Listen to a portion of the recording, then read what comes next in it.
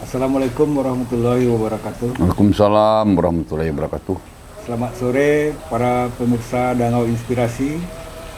Jumpa kembali kita sore ini bersama Pak Joni yang telah lama menggeluti isu-isu pertanian. Sudah hampir 40 tahun, Pak. Udah lebih dari Udah lebih lah. 40 tahun menggeluti isu-isu pertanian. Baiklah, sore ini kita akan membahas tentang pertanian keluarga, Pak. Pertanian keluarga ya. Itu kan jargon baru juga sekarang. Ya. Menurut Bapak bagaimana pertanian keluarga ini ke depannya nih, Pak? Ya, pertanian keluarga ini kan baru, sedang, dan akan digelindingkan. Jadi pertanian keluarga ini sebetulnya upaya untuk mempertegas beda antara petani biasa atau kata petani yang kebanyakan di Indonesia ini dengan para pertanian yang sifatnya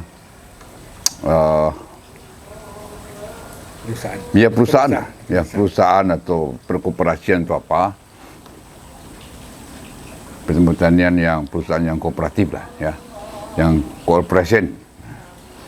Ini pertanian keluarga ini sebetulnya ini tegas ini.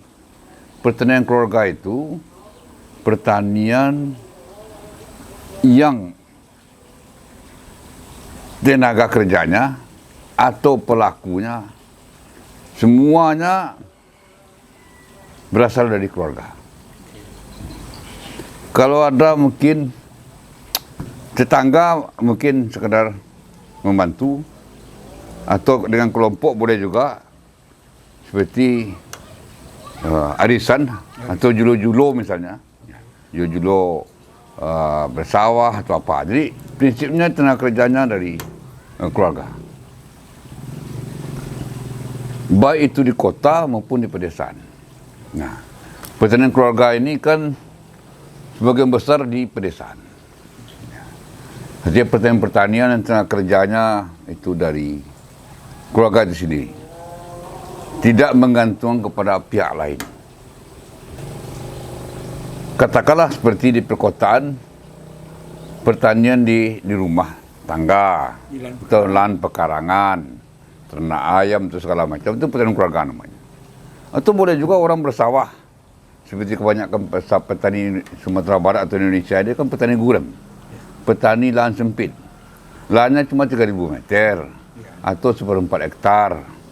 Itu cukup dengan tenaga kerja sendiri sebetulnya, tidak perlu main upah itu. Tidak perlu pakai mesin juga, Pak? Iya, enggak, sebetulnya enggak. Sehingga betul-betul tenaga kerjanya terpakai di sana dan tidak perlu mengeluarkan uang, dan hasilnya itu juga untuk memenuhi kebutuhan rumah tangga sendiri, termasuk kebutuhan pangannya atau kebutuhan sehari-harinya. Nah, ini pertanian keluarga sebetulnya. Ya, pertanian keluarga itu fokus bagaimana menyediakan pangan sendiri dulu, kalau berlebih baru dijual gitu, Pak? Ya, pokoknya tidak hanya pangan. Tidak hanya pangan. Ya, pokoknya semua usaha taninya, Semua usaha tani. tapi dia geluti sendiri. Tidak menggantungkan ke orang lain. Itu pertanian keluarga namanya. Jadi dia betul-betul kemandirian ini. Untuk kemandirian. Iya. Nah, kalau pangan jelas itu. Apalagi dalam rangka ketahanan pangan.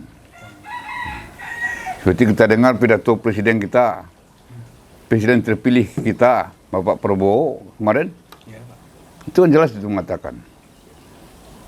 Misi utama beliau itu adalah ketahanan pangan. Pangan itu harus cukup. Tidak hanya karbohidratnya, proteinnya harus cukup. Ini yang utama sekali beliau tegaskan. Sehingga 4 tahun pertama itu ini harus terwujud di Indonesia. Tidak impor lagi, betul, Pak? Tidak, namanya ketahanan pangan, kemandirian pangan. Kita harus mandiri. Jadi termasuk protein ini pangan ini. Tidak karbohidrat. Dari termasuk beras, daging, telur, segala macam. Nah, untuk support ini memang sangat dibutuhkan partisipasi banyak orang. supporting terbesarnya itu dari pertanian keluarga. Pasti itu. Karena setiap rumah tangga petani itu dia bisa bersawah, bisa beternak, atau berayam di pekarangannya, nanam sayur-sayuran juga. nanam sayur-sayuran. Semua itu dalam rangka kemandirian pangan. Nah ini kunci ini. Apalagi besok ini Presiden akan menggerakkan namanya makan gratis untuk anak sekolah. Ya, Itu bukan sedikit, itu kebutuhan telur, kebutuhan daging. Terus mau impor. Tidak mungkin lah. Kalau impor tidak mandiri kita namanya. Harus diproduksi sendiri. Nah ini kemampuan kawan-kawan petani di pedesaan itu dimulai dari gerakan Bali Nagari misalnya. Dalam rangka memenuhi kecukupan pangan ini. Ini yang pertama loh. Gerakan Presiden baru kita ini. Pangan. Baru kementerian energi namanya. Baru hilirisasi. Setelah itu baru industrialisasi. Jadi kemandirian ini kunci. Kementerian Pangan, Kementerian Energi, hilirisasi. Beliau targetkan ini. Nah, makanya semua kita, semua lapisan pemimpin, mulai wali nagari, bupati, wali kota, gubernur, sampai ke menteri ke atasnya, betul-betul mendukung ini. Kalau enggak, gagal Pak Prabowo ini. 4 tahun harus terwujud. Nah ini kan gerakan semua orang ini. Nah, di sini mainnya pertanian keluarga ini. InsyaAllah tahun ini pertanian keluarga ini, tahun depan mulai bergerak ini. Gerakan pertanian keluarga. Dari pengalaman Bapak, kalau pertanian keluarga itu kira-kira apa yang harus dilakukan oleh petani itu di keluarganya, Pak? Kalau dimulai cerita itu dari pangannya, dari pekarangannya, atau di sawahnya, dari mana dia memulai, Pak? Pokoknya semua dimulai. Paralel itu. Paralel. Mau pekarangan, mau ternak ayam, sawah. Kalau sawah ini jelas nih, yang baru kita gerakkan nih. Bersawah pokok murah. Bersawah pokok murah ini cocok ini. Ini pertanian keluarga ini. Kalau sawah itu di setengah hektar ke bawah, itu tidak perlu mengupah petani itu. Cukup. Karena tidak mengolah tanah. Ya. Tidak membajak itu udah hemat itu. Tidak bersiang, tidak memupuk apa lagi. Ini perlu ini untung kita mulai menggerakkan ini. Sudah beberapa tahun yang lalu ini. Seperti kita di Angau ini menggerakkan namanya ayam pokok murah. Iya toh? Nah, yang murah ini sudah kita gerakkan ini. Rupanya cocok lah dengan gerakan Presiden baru kita. Ya, kita dukung habis nih. Ya, kita udah melangkah lebih awal ini.